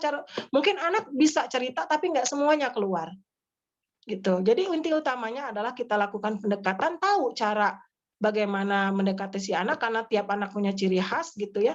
Dan yang ketiga yang utamanya juga adalah kita berusaha untuk memahami perasaannya dia dulu gitu. Memang perlu waktu, tapi itu efeknya akan lebih besar dan pada akhirnya dia akan mencari-cari kita untuk cerita. Ya itu ya kalau anak remaja seperti itu. Nah kemudian mungkin nanti ada tambahan lagi ya dari Vivi ini yang biasalah menangani masalah anak-anak. Kemudian yang kedua, nah bagaimana sikap sekolah ketika ada kondisi masalah-masalah yang memang itu terkait dengan nama baik sekolah. Yang harus kita pahami adalah sebetulnya permasalahan-permasalahan yang sensitif sekalipun ya itu semua sama terjadi ya dimanapun, mau sekolah negeri atau sekolah Islam. Karena kebetulan saya jadi guru BK itu bukan hanya di sekolah negeri, Bu. Jadi pernah juga di sekolah Islam terpadu gitu ya, sekolah swasta biasa, sekolah swasta internasional, kemudian sekarang jadi PNS sekolah negeri. Kalau saya petakan itu sama saja ya, permasalahannya sama di sekolah A, B, C, D gitu sama aja gitu. Nah, kemudian gimana sikap sekolah? Kalau kaitan dengan permasalahan anak itu ya, sebetulnya masalah yang kaitan dengan kasus-kasus anak itu adalah hal yang sangat sensitif dan itu dirahasiakan. Tapi ini kan dalam kondisi saya tidak menyebutkan di sekolah mana, ya. Ini adalah contoh. Nah, kalau kaitan dengan permasalahan anak itu yang hanya boleh tahu adalah ya ada pihak-pihak tertentu saja ya. Kalau misalnya yang terkait hanya masalah-masalah ringan ya cukup misalnya hanya di wali kelas dengan BK. Tapi kalau udah terkait dengan masalah yang mungkin agak serius ya, yang terkait dengan nama baik sekolah, itu pihak-pihaknya pasti kepala sekolah juga terlibat di sana. Atau misalnya pihak lain misalnya harus memanggil, katakan ya, misalnya memanggil puskesmas atau memanggil polisi juga ada. Tapi itu dirahasiakan. Ya. Artinya ada semacam perjanjian khusus yang memang bukan kontrak ya. Jadi memang itu suatu yang tidak boleh disebarluaskan gitu. Dan hanya hanya pihak-pihak tertentu saja yang tahu. Tapi sejatinya sesungguhnya semua sekolah pun mengalami hal yang sama gitu terkait dengan permasalahan-permasalahan ini. Nah, gimana ya? Kalau saya misalnya menangani hal sensitif, misal contoh nih ada kehamilan anak dan sebagainya, itu pasti melibatkan beberapa pihak, nggak bisa saya putuskan sendiri ya, wali kelas, kepala sekolah, kesiswaan dan sebagainya. Tapi ya dengan orang tua gitu, ya udah cukup di lingkup situ saja. Nah kita keputusan pun nggak bisa diambil sendiri kalau masalahnya sudah terkait sensitif dengan nama baik sekolah. Itu keputusan harus diambil berdasarkan rapat, ya rapat bersama gitu. Namanya tuh apa ya, kalau dalam BK tuh saya lupa. Pokoknya bareng-bareng gitu memutuskan ini harus bagaimana gitu ya. Nah itu nggak bisa diputuskan sendiri. Seperti itu. Nah kemudian yang terkait misalnya yang ketiga, tadi misalnya ada kasus terkait dengan siswa yang itu bisa berpengaruh terhadap nama baik sekolah. Ya. Sekolah punya kewajiban untuk meluruskan perilaku. Cuman gimana caranya supaya proses perbaikan, proses penyelesaian masalah itu tidak mengganggu harga diri anak. Ini yang terpenting. Jadi dalam penanganan kasus itu yang utama adalah bagaimana harga diri anak ini bisa tetap mereka tuh merasa tidak divonis, tidak merasa negatif, tidak merasa tidak nyaman gitu. Nah, tetap saja artinya pihak sekolah nggak bisa menutup mata menganggap seakan-akan masalah itu tidak ada. Karena apa? Bisa jadi nanti akan berlanjut, akan semakin besar dan seperti bola liar ya, terus gitu terjadi. Kalau misalnya nggak ada kontrol. Oke, katakan itu diselesaikan di tingkat sekolah sendiri, tapi harus ada action-nya. Katakan misalnya ya si anak dipanggil gitu ya, kemudian coba dikonsultasikan, coba diselesaikan, ditanya benar nggak kamu melakukan ini, buktinya apa dan sebagainya. Udah lakukan bimbingan terhadap si anak tanpa orang lain tahu. Itu sebetulnya udah bagian dari usaha untuk melakukan perubahan. Jadi bukan artinya menutup mata seakan-akan masalah itu nggak ada, itu salah gitu. Tetap saja walaupun itu kaitan dengan nama baik sekolah, ya tetap masalahnya harus dibereskan. Karena kan bisa jadi ada orang lain yang juga melihat gitu ya, orang tua atau siapa mungkin nanti akan, kok kenapa ya masalah ini tidak dibereskan? Nah tiba-tiba muncul lagi satu saat dan bisa makin besar, itu akan lebih bahaya untuk nama baik sekolah. Jadi tetap aja, makanya peran BK ya, peran psikolog di dalam setiap sekolah itu harus ada. Kadang saya menyayangkan banyak sekali sekolah-sekolah itu yang belum ada fungsi BK di sini. Jadi ketika ada masalah itu langsung, misalnya masalah dengan guru mapel langsung ke kepala sekolah. Padahal kan ada tahapannya. Ya, kalau misalnya ada masalah di kelas ya terkait dengan guru mata pelajarannya, dibereskan dengan guru mata pelajarannya gitu. Kalau misalnya guru mata pelajaran sudah tidak sanggup, boleh dilemparkan ke BK. Jadi memang ada tahap-tahapannya, nggak bisa langsung loncat ke kepala sekolah gitu. Karena kepala sekolah juga banyak hal yang dia pikirkan. Nah kemarin ada teman saya yang cerita, yang curhat telepon ya, panik dia karena anaknya mogok nggak mau sekolah. Nah kebetulan di kelasnya dia KM dan pada hari itu murid di kelas anak teman saya itu ribut sekali sehingga apa, guru mata pelajaran itu merasa nggak fokus ketika mengajar, kemudian memanggil anak teman saya ini ke depan dengan 4 orang teman lainnya dan mengucapkan kata, iya mah kelasnya juga kambing gitunya, kayak kambing kelasnya. Nah si anak ini tersinggung, lalu dia mengajak teman yang lain untuk ya udah yuk kita besok nggak usah belajar di kelasnya si ibu ini. Dan ibu ini kan bilang kelas kita kelas kambing. Akhirnya 4 anak itu bolos di pelajaran itu. Tapi ketika si guru mata pelajaran ini menyelesaikan masalah, dia hanya memanggil 2 orang anak saja. Ya, tapi 2 anak lainnya tidak yang bolos itu. Jadi hanya 2 anak yang bolos, yang 2-nya tidak. Ini kan perlakuan yang tidak adil sebetulnya ya. Nah, salahnya si guru mapel ini langsung melaporkan ke kepala sekolah. Orang tua murid dipanggil dan itu dipisahkan ketika diselesaikan masalahnya yang terjadi. si anak ini merasa disalah-salahkan karena ketika bertemu dengan kepala sekolah itu hanya membeberkan kejelekan-kejelekan si anak gitu. Nah, karena tumpang tindih ya informasi kepala sekolah mungkin hanya dari aduan si guru saja. Nah, ini makanya fungsi BK itu sebaiknya minimal di tingkat SMP itu ada. Bahkan di tingkat pesantren. Dan di pesantren ini jarang ada guru BK atau psikolog ya yang standby gitu. Harusnya itu ada untuk membantu menyelesaikan masalah.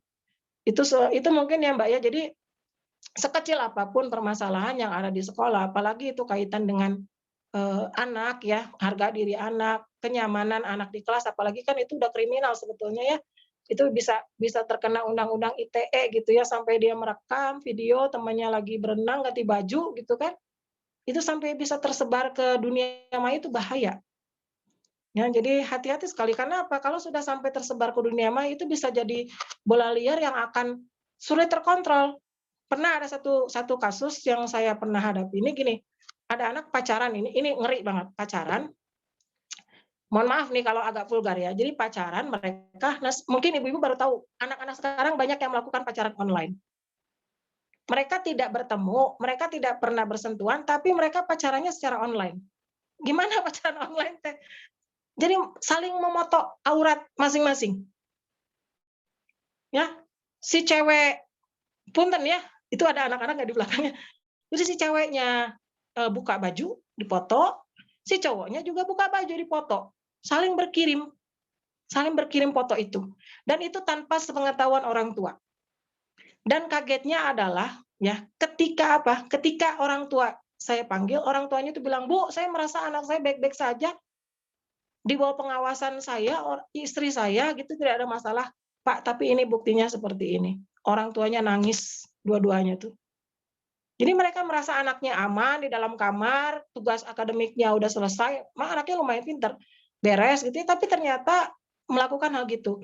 Nah, yang lebih parahnya lagi adalah ketika satu saat ya, foto si anak ini ada di web ya, tapi di link khusus di Telegram itu khusus untuk wanita-wanita panggilan.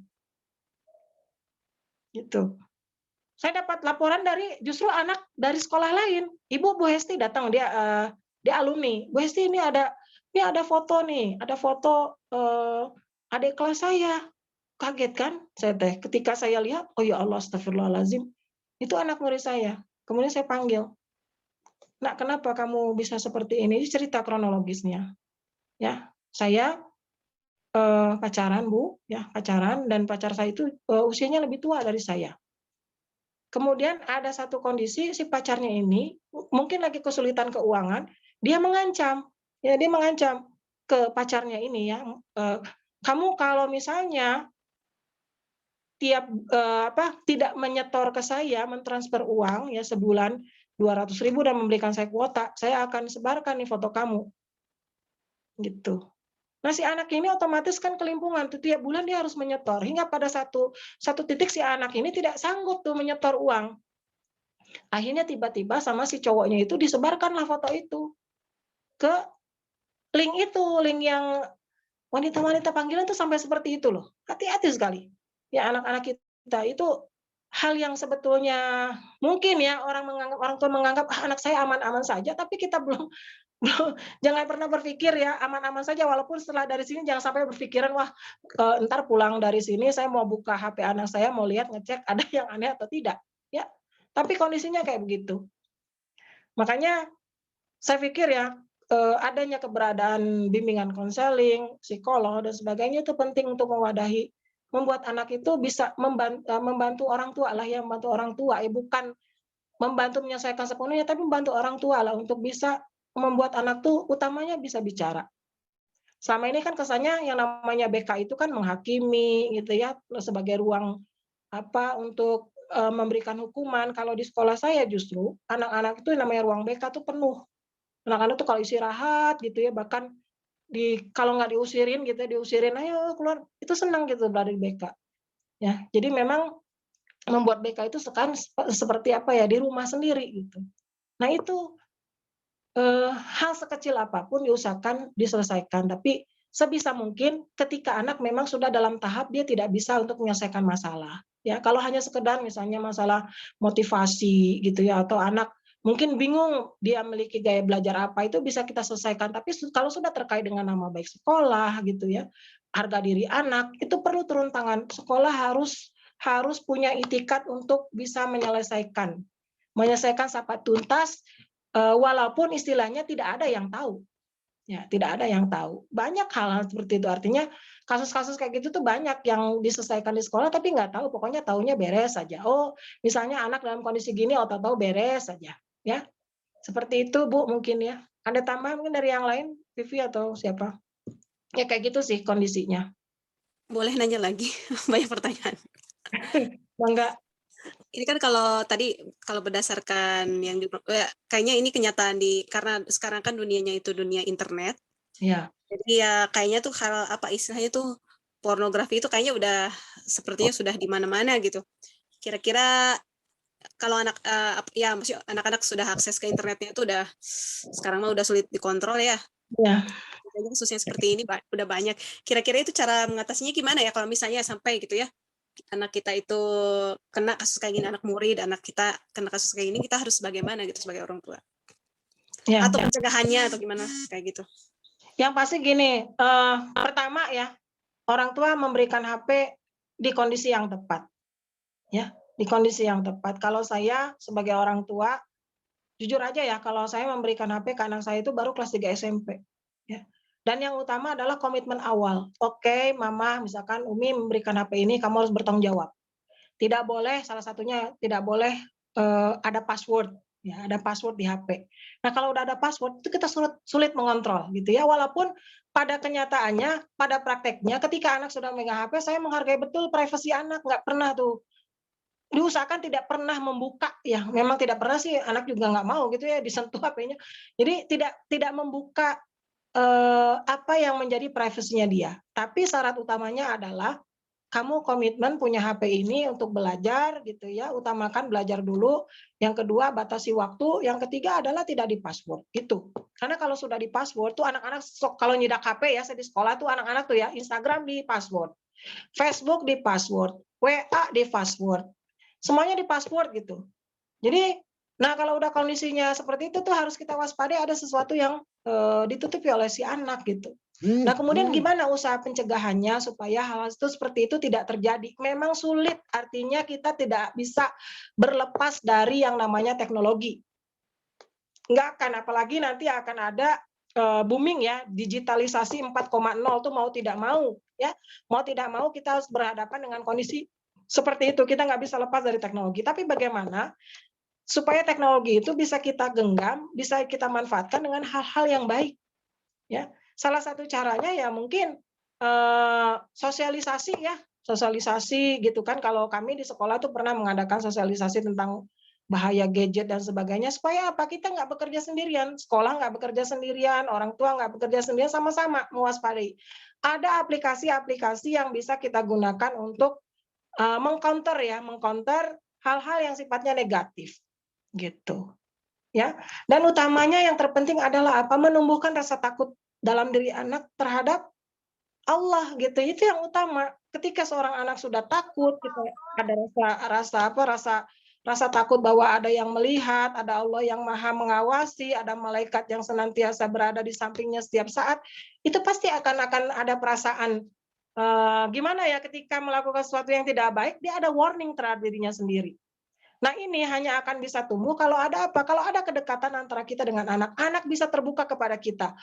Jadi diusahakan seberat apapun, ya secapek apapun, usahakan orang tua adalah menjadi tempat yang pertama dan utama anak itu berbicara. Walaupun misalnya ya, anak saya misalnya marah-marahnya, menumpahkan kekesalannya ke saya lebih senang dengan cara seperti itu. Lebih senang anak saya begitu daripada anak saya menumpahkan kekesalannya, kemarahannya, kesedihannya kepada orang lain. Gitu. Nah, cuma sekarang yang jadi PR-nya bagaimana anak bisa sampai pada tahap itu. Ya udah sama-sama kita berusaha. Ya, gimana caranya bisa dekat pada anak? Insya Allah, Bu. Kalau anak-anak itu udah merasa aman, udah merasa merasa orang tua itu mendukung, percaya penuh, dia berada dia berada dan didampingi oleh orang tua itu, dia merasa percaya diri, ya anak tidak akan berani, Bu. Ya, Dengan kondisi walaupun di lingkungan yang rusak sekalipun dia akan tetap survive. Walaupun teman-temannya main HP, ngajakin dia buka, yuk nonton ini, dia nggak akan mau. Itu intinya itu sebetulnya. Ya selain ya tadi itu ya berusaha untuk sama-sama kerjasama dengan pihak sekolah dan orang tua yang mengadakan berbagai macam program kegiatan yang bisa mengkat atau membuat orang tua aware tentang bahaya gadget dan sebagainya. Yang utama itu kalau menurut saya, menumbuhkan rasa takut dalam diri anak terhadap Allah. Itu yang utama. Gitu mungkin. Ya Bu, mungkin itu ya, ada tambahan nggak yang lain? Ada lagi? Udah mantep, Hes. Nggak perlu Ya, ditambahin kayaknya. Mbak Hesti, ini ada dari Bu lagi mungkin ya. Iya. Dari Bu Ida, pertanyaannya bagaimanakah menanamkan sikap kemandirian pada anak-anak, pada anak remaja mungkin di sini ya, karena itu ada di chat tuh Mbak Hesti. Maksudnya ini ada intinya bagaimanakah menanamkan sikap kemandirian pada anak remaja. Itu Mbak Hesti yang ditanyakan. Oh ya, umur 13-14 tahun hamil, udah punya anak. Ya Allah, astagfirullahaladzim. Anaknya lahir dengan berat badan rendah, kurang gizi, dan pada akhirnya meninggal. Usia 19 tahun udah nikah 2 kali, dan masih banyak lagi masalah-masalah lainnya, termasuk masalah infeksi menular seksual.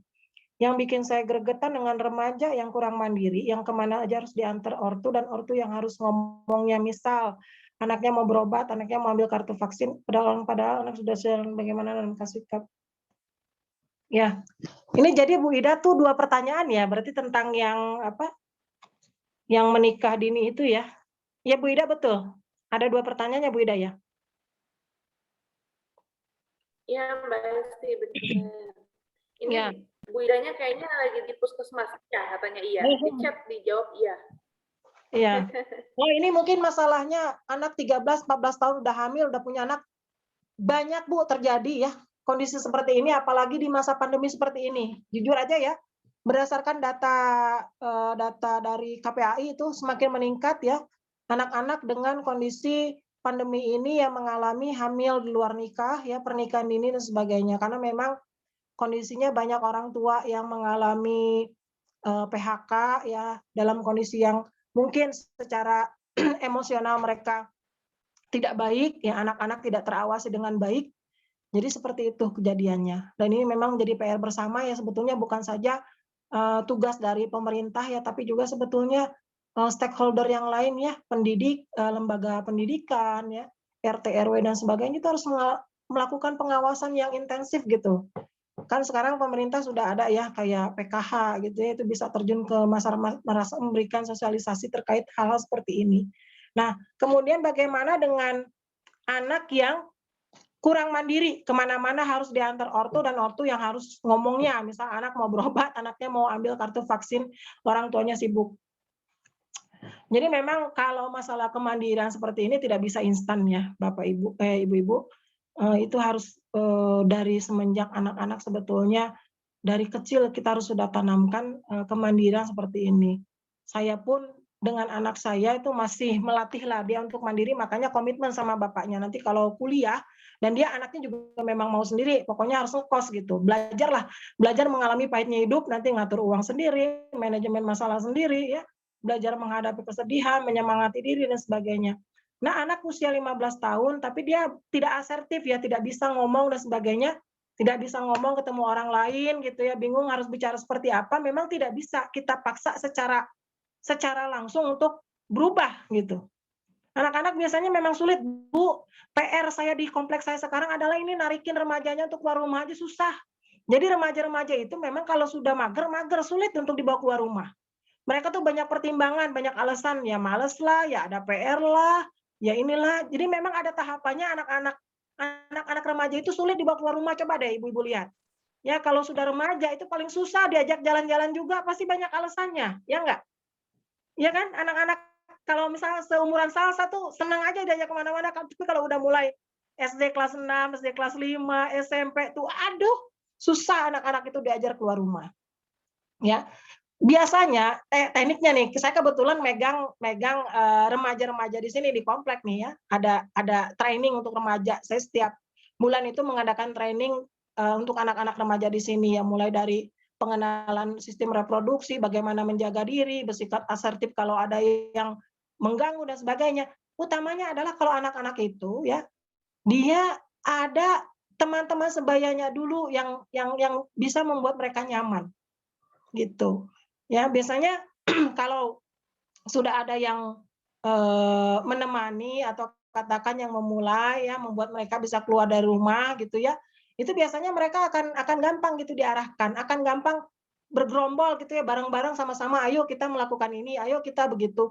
Jadi memang kalau untuk anak-anak yang remaja itu nggak bisa secara langsung kita tarik keluar rumah, mereka mau interaksi, ketemu orang dan sebagainya, perlu proses. Ya, kalau saya ke anak saya hal-hal sepele dulu deh, semisal gini ya, saya membagi tugas dia, kamu nanti tolong Umi ya belanja keluar rumah, sok ke tukang sayur, kamu beli A, B, C. Itu ngelatih loh sebetulnya, hal sepele. Makanya orang tua zaman dulu ya, itu luar biasa ya ibu-ibu kita teh. Dulu saya kecil itu dari usia berapa ya, dari usia SD kelas 1 udah belajar belanja di warung. SD kelas 5 saya udah bisa nyuci sendiri, masak sendiri. Dan itu memang punya kontribusi yang positif gitu terhadap diri saya, yang saya rasakan gitu. Makanya anak-anak itu memang perlu bertahap. Gimana caranya? Dia kok nggak berani ya hanya sekedar minta kartu vaksin ke orang. Bertahap dulu. Biasanya anak-anak itu paling malu untuk keluar rumah. Nanti malu ketemu sama si ibu ini, ntar ditanya, kamu kemana aja? Ya nggak apa-apa, tinggal jawab aja tuh. Ini banyak PR, jadi di rumah aja ibu. Ibu gimana kabarnya? Jadi melatih anak untuk basa-basi. Ya, ke warung, itu hal sepele loh. Belajar ke warung, belajar belanja ke tukang sayur, belajar melayani tamu ketika tamu datang ke rumah. Ya, keluar rumah, latih anak untuk menyapa. Nah, sekarang permasalahan anak-anak sekarang itu adalah mereka kurang menghargai orang tua. Sok lihat. Ya, anak-anak kita itu kadang kurang empati juga. Selain kurang menghargai, kurang empati. Cuek gitu. Kalau kita bertamu ke rumah orang, nggak mau keluar kamar gitu untuk salam. Biasakan anak-anak keluar rumah. Nah, ini ada teman Umi nih, ada Tante Vivi, ayo keluar. Ini kenalan nih Tante Vivi nih, teman sekampus Umi dulu. Itu keluar salam. Itu sebetulnya bagian dari cara menumbuhkan kemandirian anak juga gitu. Nah, tolong bikinin teh dong, teh kamu enak. Itu belajar ya, anak belajar. Hal-hal kecil seperti itu yang harus kita tumbuhkan. Ya. Nah, nanti dia akan bersikap asertif sendiri, ada kemauan dalam dirinya sendiri untuk bisa melakukan sesuatu yang menjadi kebutuhan dia tanpa harus dikasih arahan terus sama orang tua gitu. Ya. Karena memang remaja pada dasarnya seperti itu, memang paling sulit ditarik kalau sudah mager, sudah berada dalam situasi yang itu aja, mereka sulit keluar dari itu, apalagi kalau karakternya anaknya memang pemalu atau pendiam atau introvert. Itu kalau makin dipaksa biasanya makin nggak mau, mungkin nangis malah yang ada. Gitu ya, kalau anak-anak seperti itu. Pelan-pelan mulai dilatih dari sekarang. Ya hal-hal kecil lah. Belajar bertanggung jawab ya terhadap barang-barangnya, belajar bertanggung jawab mengatur keuangan, belajar bertanggung jawab dikasih tugas gitu ya. Nggak usah hal-hal yang besar dulu gitu, hal sepele seperti itu aja dulu. Insya Allah secara perlahan anak-anak bisa. Nah, saya lagi-lagi punya keinginan ini menarik anak saya keluar dan membina. Jadi saya yang awalan membina remaja-remaja di sini, nanti saya ingin anak saya yang membina anak-anak itu. Jadi memang perlu dilibatkan sebetulnya, diakui eksistensinya remaja. Kasih tanggung jawab di masyarakat. Nah, kamu nih Agustusan ya, bantuin ya, ayo ajakin teman-teman yang lain, samperin. Sok kalian bikin konsep, mau bikin lomba seperti apa, biarkan mereka, kasih kepercayaan. Di sekolah pun saya sama gitu ke anak-anak tuh. Dan itu membangun soliditas rasa percaya diri. Kayak ini, sebentar lagi akan ada hari ulang tahun guru. Saya sengaja kasih proyek satu angkatan. Silakan buat proyek angkatan. Buat kejutan untuk guru, bikin kegiatan. Kalian bicarakan sendiri, ibu hanya kasih ide, silakan. So, mereka merancang sendiri tuh dari awal, ngumpulin dana, buat konsep kegiatan. Dan itu ternyata membuat mereka tuh merasa, oh iya guru saya nih percaya sama saya. Dan mereka tuh gembira banget loh dikasih kepercayaan gitu. Anak-anak itu paling suka kalau dikasih kepercayaan itu. Dan itu nanti akan mengarahkan kepada rasa kemandirian mereka. Gitu mungkin ya. Ya seperti itulah ya. Ini mungkin kita sharing aja. Ini yang saya lakukan kalau di rumah begitu, ke sekolah, di sekolah juga seperti itu ke anak-anak. Intinya kemandirian itu kasih kepercayaan, berikan tanggung jawab. Dorong mereka tapi tidak dipaksa. Gitu, seperti itu. Ya Bu Ida ya. Ada lagi mungkin tambahan? Pertanyaan lagi Bu, boleh? Atau yang lain ada Iya, pertanyaan?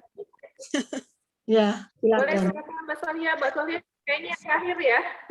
Oh, yang terakhir. Silakan Mbak. Ada pertanyaan nggak Bu Ya. dari yang lain? Saya diprioritaskan aja yang lain kalau misalnya yang lain ada pertanyaan.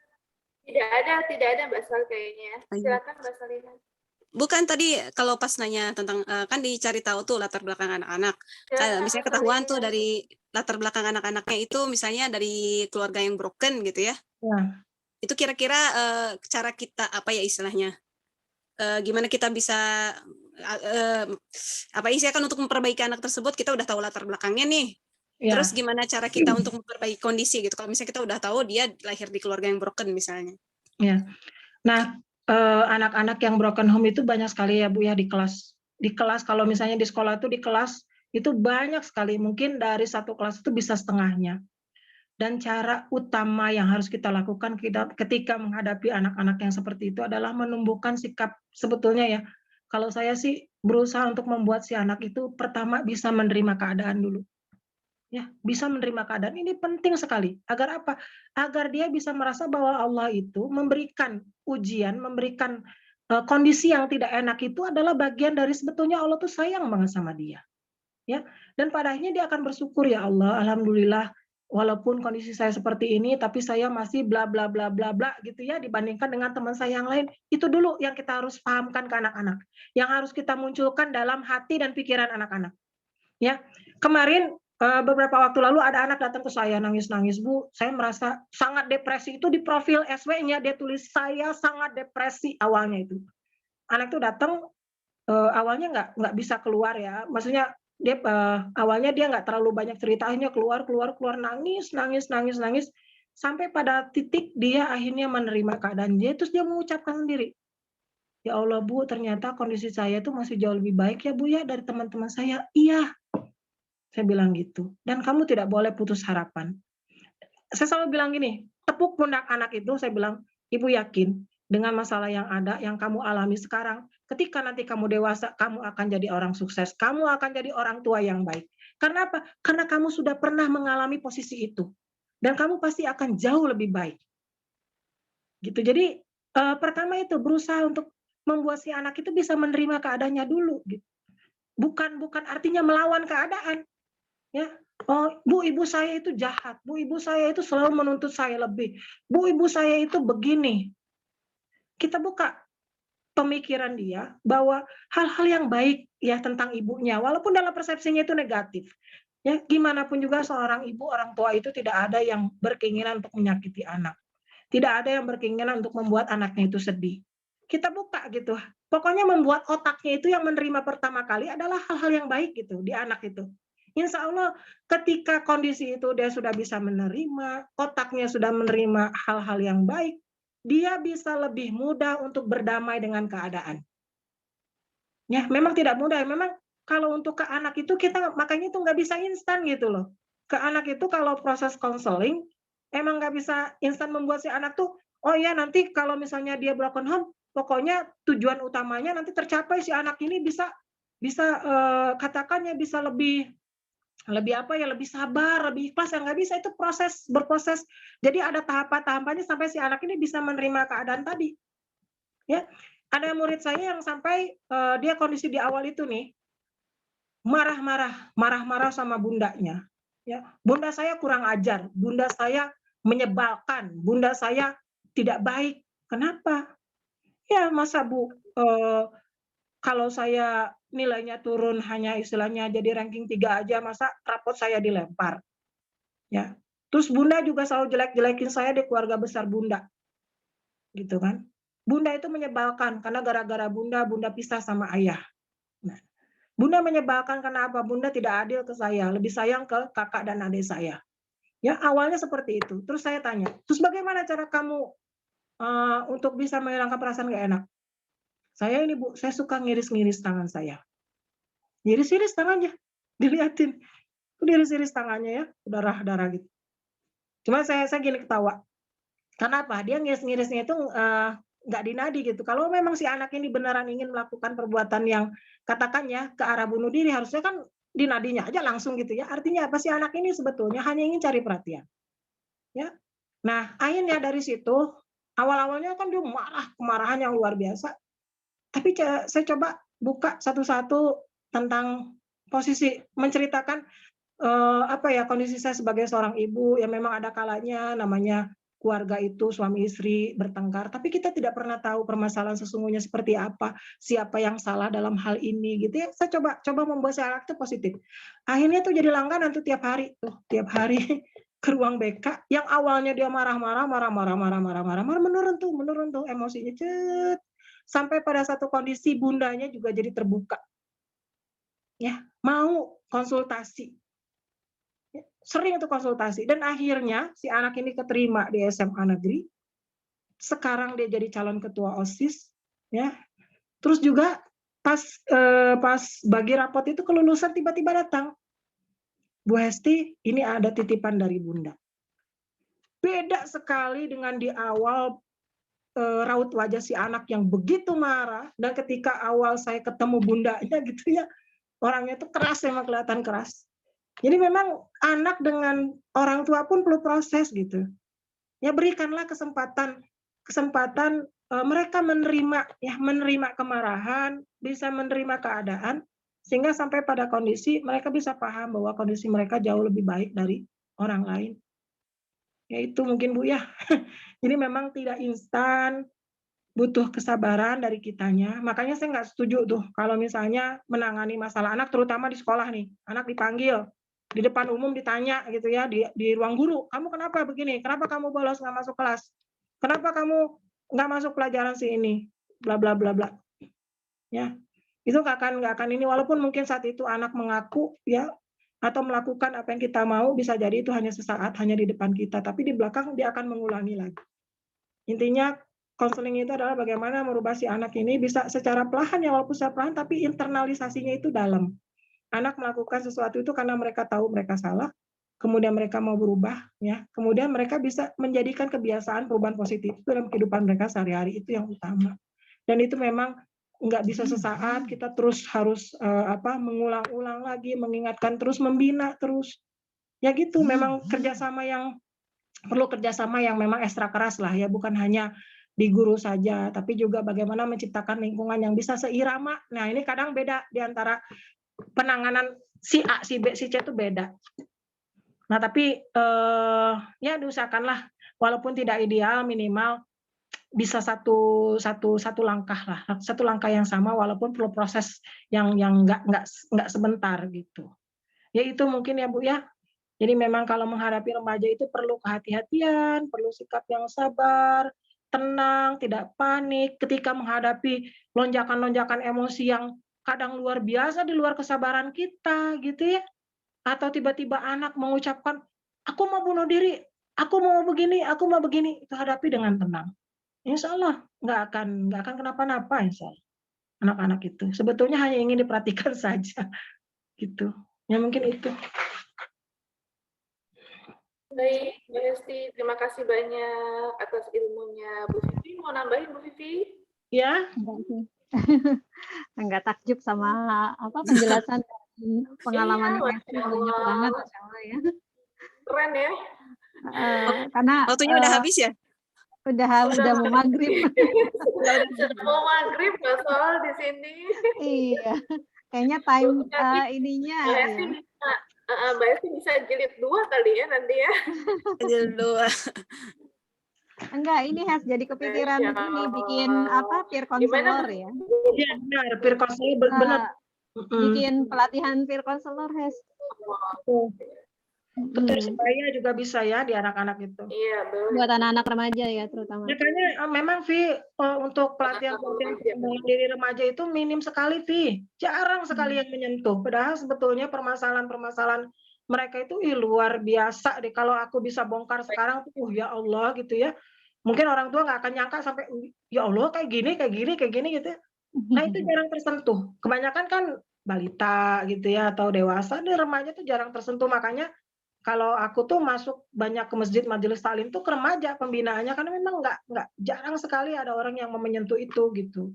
Padahal masalahnya krusial banget. Kalau titik ini tidak terlewati dengan baik, itu akan terbawa terus sampai dewasa gitu. Anak-anak itu teh. Oke, oke. Baik. Wah. Iya, makasih Jilid banyak. 2 dong, Bu. Aku Nah, belum kebagian mau nanya nih. Aduh maaf tadi bener, saya minta maaf banget ya nggak ketemu, nggak tahu kenapa ya, mudah-mudahan nggak bikin bingung gitu, nggak tahu kenapa tadi awal-awal. Ya Allah, Besti nggak bisa fokus ya, aja, dengerin nggak lagi. fokus aja full. Itu iya, Pak, malah jilid malah 2-nya nambah. tentang inner child, kan, Bu, inner child. Ya inner child itu, aduh benar tuh, Pro Ini nih, itu untuk seperti pengaruh saya banget. nih yang dewasa tapi kayak punya masa isu yang belum diselesaikan. Oh. Kayaknya semua orang juga sama deh punya ya. Cuman Baru saya Semoga mau Mbak share, Hesti Bu. kelihatan ada yang enggak. ya, Mbak Hesti. Ya, Saya nungguin tadi ngantri, Bu, mau share. Saya pernah bawa betul. Semoga Mbak kabur Hesti murid. bisa nih. Oh, Saya pernah bawa kabur murid Oh. tuh waktu ngajar dulu. Tapi udah mau maghrib juga sih. iya. Makanya jilid 2, Bu, jilid 2. Minggu kedua ya, insya Allah ya. Ya, semoga Iya. Mbak Hesti bersedia ya kalau kita Emang anak adakan remaja itu jilid jarang kedua, kesentuh memang. diundang lagi hari ya Mbak Hesti ya. Ya, Baik. insya Allah. Ya, benar. Oke. Kita tutup ya, ibu-ibu sekalian. Masya Allah. Ya, baik kita tutup ya. Bu Vivi kita tutup ya. Ada yang mau ditambahin Bu Vivi? Iya, enggak. Silakan Bu, ditutup aja udah mau maghrib. Oke, baik. Terima kasih banyak Mbak Hesti atas ilmunya ya. Insya Allah materi Mbak Hesti ini sangat bermanfaat sekali. Ya, kami sebagai orang tua harus menyediakan waktu bersama dengan anak-anak kami, anak-anak remaja kami, ya, we time yang cukup ya untuk menjalin keakraban dan kedekatan dalam suasana yang menyenangkan ya. Kemudian kita bisa berpikir positif ya dan memberi kepercayaan kepada anak-anak kita yang remaja ya. Kemudian kita bisa melakukan komunikasi ya yang menyenangkan dan bersahabat. Masya Allah ya. Mudah-mudahan ini menjadi amal ibadah buat Mbak Hesti ya, insya Allah, karena telah berbagi ilmu buat kita semua. Amin ya robbal alamin. Baik, kita tutup ya semuanya. Kita tutup dengan alhamdulillahirabbil alamin dan doa kafaratul majlis.